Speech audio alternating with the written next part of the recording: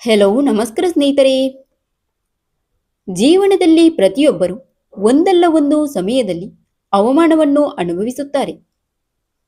ಕೆಲವರು ನಮ್ಮ ಬಟ್ಟೆಯನ್ನು ನೋಡಿ ನಗುತ್ತಾರೆ, ಕೆಲವರು ನಮ್ಮ ಬಡತನವನ್ನು ನೋಡಿ ಹೀಯಾಳಿಸುತ್ತಾರೆ, ಇನ್ನು ಕೆಲವರು ನಮ್ಮ ಕನಸನ್ನು ನೋಡಿ ನಿನ್ನಿಂದ ಏನೂ ಆಗಲ್ಲ ಎಂದು ಹೇಳುತ್ತಾರೆ. ಆ ಸಮಯದಲ್ಲಿ ತುಂಬಾ ನೋವಾಗುತ್ತದೆ, ಮನಸ್ಸಿಗೆ ಬೇಸರವಾಗುತ್ತದೆ, ಕೆಲವರಿಗೆ ಅಳು ಕೂಡ ಬರುತ್ತದೆ. ಕೆಲವರು ಕೋಪದಲ್ಲಿ ತಕ್ಷಣ ಉತ್ತರ ಕೊಡುತ್ತಾರೆ. ಆದರೆ ನಂತರ ಯೋಚಿಸಿದಾಗ ನಾನು ಹಾಗೆ ಮಾತನಾಡಬಾರದಿತ್ತು ಎಂದು ಅನಿಸುತ್ತದೆ. ಸ್ನೇಹಿತರೆ, ಜೀವನದಲ್ಲಿ ನಿಮ್ಮನ್ನು ಅವಮಾನ ಮಾಡಿದವರಿಗೆ ದೊಡ್ಡ ಉತ್ತರ ಎಂದರೆ ಜಗಳವಲ್ಲ, ಬೈಯುವುದಲ್ಲ, ನಿಮ್ಮ ವ್ಯಕ್ತಿತ್ವ, ನಿಮ್ಮ ಬೆಳವಣಿಗೆ ಮತ್ತು ನಿಮ್ಮ ಯಶಸ್ಸು. ಸ್ನೇಹಿತರೆ, ಇವತ್ತಿನ ವಿಡಿಯೋದಲ್ಲಿ ನಿಮ್ಮನ್ನು ಅವಮಾನ ಮಾಡಿದವರಿಗೆ ಬುದ್ಧಿವಂತಿಕೆಯಿಂದ ಉತ್ತರ ನೀಡುವ 10 ಪರಿಣಾಮಕಾರಿ ತಂತ್ರಗಳನ್ನು ಹೇಳುತ್ತೇನೆ. ಅದಕ್ಕಿಂತ ಮುಂಚೆ ನಮ್ಮ ಯೂಟ್ಯೂಬ್ ಚಾನಲ್ನ ಸಬ್ಸ್ಕ್ರೈಬ್ ಮಾಡಿಕೊಂಡು ವಿಡಿಯೋಗೆ ಒಂದು ಲೈಕ್ ನೀಡಿ. ಬನ್ನಿ ಸ್ನೇಹಿತರೆ, ಈಗ ನೋಡೋಣ ಆ 10 ತಂತ್ರಗಳು ಯಾವುದು ಎಂದು. 1. ತಕ್ಷಣ ಪ್ರತಿಕ್ರಿಯೆ ಕೊಡಬೇಡಿ. ಯಾರಾದರೂ ನಿಮ್ಮನ್ನು ಅವಮಾನ ಮಾಡಿದಾಗ ಮೊದಲಿಗೆ ಕೋಪ ಬರುತ್ತದೆ. ಆ ಕೋಪದಲ್ಲೇ ನಾವು ಏನಾದರೂ ಹೇಳಿಬಿಡುತ್ತೇವೆ. ಆದರೆ ಕೋಪದಲ್ಲಿ ಆಡಿದ ಮಾತುಗಳನ್ನು ಹಿಂದಕ್ಕೆ ಪಡೆಯಲು ಸಾಧ್ಯವಿಲ್ಲ. ಯಾರಾದರೂ ಅವಮಾನ ಮಾಡಿದಾಗ 1 ನಿಮಿಷ ಮೌನವಾಗಿರಿ, ಆಳವಾಗಿ ಉಸಿರೆಳೆಯಿರಿ, ಆ ಸ್ಥಳದಿಂದ ಸ್ವಲ್ಪ ದೂರ ಹೋಗಿ.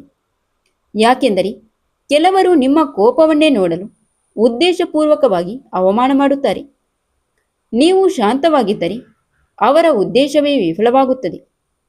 ನೆನಪಿಡಿ, ನಿಮ್ಮ ಮೌನವು ಕೆಲವೊಮ್ಮೆ ಸಾವಿನ ಮಾತುಗಳಿಗಿಂತ ದೊಡ್ಡ ಉತ್ತರವಾಗಿರುತ್ತದೆ.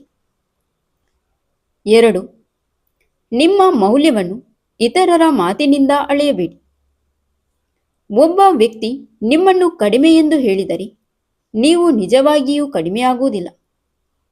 ಒಬ್ಬ ಶಿಕ್ಷಕನಿಗೆ ವಿದ್ಯಾರ್ಥಿಯ ಪ್ರತಿಭೆ ಗೊತ್ತಾಗದೇ ಇರಬಹುದು. ಒಬ್ಬ ಉದ್ಯೋಗದಾತ ನಿಮ್ಮ ಸಾಮರ್ಥ್ಯವನ್ನು ಗುರುತಿಸದೇ ಇರಬಹುದು. ಆದರೆ ಅದರಿಂದ ನಿಮ್ಮ ಸಾಮರ್ಥ್ಯ ಕಡಿಮೆಯಾಗುವುದಿಲ್ಲ. ವಜ್ರವನ್ನು ತರಕಾರಿ ಮಾರುಕಟ್ಟೆಗೆ ತೆಗೆದುಕೊಂಡು ಹೋದರೆ ಅದರ ಬೆಲೆ ಯಾರಿಗೂ ಗೊತ್ತಾಗುವುದಿಲ್ಲ. ಆದರೆ ಆಭರಣದ ಅಂಗಡಿಗೆ ಹೋದರೆ ಅದೇ ವಜ್ರಕ್ಕೆ ಲಕ್ಷಾಂತರ ಬೆಲೆ ಸಿಗುತ್ತದೆ. ಹಾಗೆಯೇ ನಿಮ್ಮ ಮೌಲ್ಯವನ್ನು ನೀವು ಮೊದಲು ನಂಬಬೇಕು. 3. ಅವಮಾನವನ್ನು ಪ್ರೇರಣೆಯಾಗಿ ಬಳಸಿಕೊಳ್ಳಿ. ಕೆಲವರು ಅವಮಾನವಾದ ನಂತರ ಕುಗ್ಗಿಬಿಡುತ್ತಾರೆ. ಆದರೆ ಯಶಸ್ವಿಯಾದ ಅನೇಕ ಜನರು ತಮ್ಮ ಜೀವನದ ದೊಡ್ಡ ಸಾಧನೆಗೆ ಇದೇ ಅವಮಾನವನ್ನು ಇಂಧನವಾಗಿ ಬಳಸಿದ್ದಾರೆ.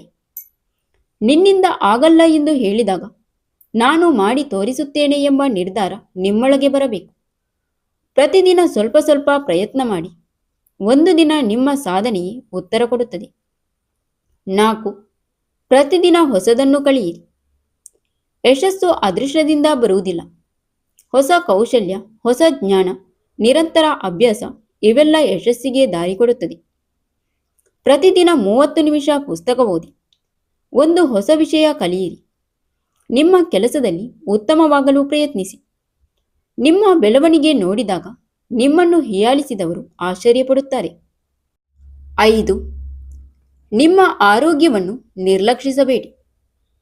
ಅವಮಾನವಾದಾಗ ಕೆಲವರು ಊಟ ಬಿಡುತ್ತಾರೆ, ನಿದ್ದೆ ಮಾಡುವುದಿಲ್ಲ, ದಿನವಿಡೀ ಅದನ್ನೇ ಯೋಚಿಸುತ್ತಾರೆ. ಆದರೆ ಅದರಿಂದ ನಷ್ಟವಾಗುವುದು ನಿಮಗೆಯೇ.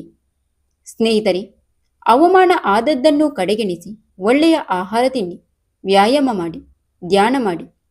ಆರೋಗ್ಯವಂತ ಮನಸ್ಸು ಮತ್ತು ದೇಹ ಇದ್ದರೆ ಯಾವುದೇ ನೋವಿನಿಂದ ಬೇಗ ಹೊರಬರಬಹುದು. 6. ಸರಿಯಾದ ಜನರ ಜೊತೆ ಇರಿ. ಯಾವಾಗಲೂ ನಿಮ್ಮನ್ನು ಕೆಳಗೆಳೆಯುವವರ ಜೊತೆ ಇದ್ದರೆ ನಿಮ್ಮ ಆತ್ಮವಿಶ್ವಾಸ ಕಡಿಮೆಯಾಗುತ್ತದೆ. ನಿಮ್ಮನ್ನು ಪ್ರೋತ್ಸಾಹಿಸುವ ಸ್ನೇಹಿತರು, ಕುಟುಂಬದವರು ಅಥವಾ ಒಳ್ಳೆಯ ಮಾರ್ಗದರ್ಶಕರ ಜೊತೆ ಹೆಚ್ಚು ಸಮಯ ಕಳೆಯಿರಿ. ಒಳ್ಳೆಯ ಪರಿಸರ ನಮ್ಮ ಜೀವನವನ್ನು ಬದಲಾಯಿಸುವ ಶಕ್ತಿ ಹೊಂದಿದೆ. 7. ಹೋಲಿಕೆ ಮಾಡುವುದನ್ನು ಬಿಡಿ. ಅವನು ನನಗಿಂತ ಮುಂದೆ ಇದ್ದಾನೆ, ಅವಳು ನನಗಿಂತ ಚೆನ್ನಾಗಿದ್ದಾಳೆ, ಹೀಗೆ ಯೋಚಿಸುತ್ತಾ ಹೋದರೆ ಎಂದಿಗೂ ಸಂತೋಷ ಸಿಗುವುದಿಲ್ಲ. ನೀವು ನಿನ್ನೆಗಿಂತ ಇಂದು ಉತ್ತಮವಾಗಿ ಇದ್ದೀರಿ, ಅದನ್ನು ನೋಡಿ. 8. ಕ್ಷಮಿಸಿ, ಆದರೆ ಪಾಠ ಕಲಿಯಿರಿ. ಕ್ಷಮಿಸುವುದು ಎಂದರೆ ಅವರು ಮಾಡಿದ ತಪ್ಪನ್ನು ಒಪ್ಪಿಕೊಳ್ಳುವುದು ಅಲ್ಲ. ಅದು ನಿಮ್ಮ ಮನಸ್ಸನ್ನು ಕೋಪದಿಂದ ಮುಕ್ತಗೊಳಿಸುವುದು. ಆದರೆ ಮತ್ತೆ ಅದೇ ವ್ಯಕ್ತಿ ನಿಮ್ಮನ್ನು ನೋಯಿಸದಂತೆ ಎಚ್ಚರಿಕೆಯಿಂದ ಇರಿ. ಕ್ಷಮೆ ಮತ್ತು ಜಾಗರೂಕತೆ ಎರಡು ಜೊತೆಯಾಗಿ ಇರಬೇಕು. 9. ನಿಮ್ಮ ವ್ಯಕ್ತಿತ್ವವನ್ನು ಬೆಳೆಸಿಕೊಳ್ಳಿ. ಹಣ ಬಂದರೆ ಮಾತ್ರ ಗೌರವ ಸಿಗುವುದಿಲ್ಲ. ಒಳ್ಳೆಯ ನಡತೆ, ಪ್ರಾಮಾಣಿಕತೆ, ಸಮಯ ಪಾಲನೆ, ಇತರರಿಗೆ ಗೌರವ ಕೊಡುವ ಗುಣ ಇವು ನಿಮ್ಮ ನಿಜವಾದ ಸಂಪತ್ತು. ಒಳ್ಳೆಯ ವ್ಯಕ್ತಿತ್ವವಿರುವವರನ್ನು ಸಮಾಜ ಯಾವಾಗಲೂ ಗೌರವಿಸುತ್ತದೆ. 10. ನಿಮ್ಮ ಯಶಸ್ಸೇ ದೊಡ್ಡ ಉತ್ತರ. ಒಂದು ದಿನ ನಿಮ್ಮ ಪರಿಶ್ರಮ ಫಲ ಕೊಡುತ್ತದೆ. ನಿಮ್ಮ ಜೀವನ ಬದಲಾಗುತ್ತದೆ. ನಿಮ್ಮನ್ನು ಹೀಯಾಳಿಸಿದವರು ನಿಮ್ಮ ಸಾಧನೆಯನ್ನು ನೋಡುತ್ತಾರೆ. ಆಗ ನೀವು ಏನು ಹೇಳಬೇಕಾಗಿಲ್ಲ. ನಿಮ್ಮ ಜೀವನವೇ ಅವರಿಗೆ ಉತ್ತರವಾಗಿರುತ್ತದೆ. ಯಶಸ್ಸು ಯಾವಾಗಲೂ ಜೋರಾಗಿ ಮಾತನಾಡುವುದಿಲ್ಲ, ಆದರೆ ಅದನ್ನು ಎಲ್ಲರೂ ಗಮನಿಸುತ್ತಾರೆ.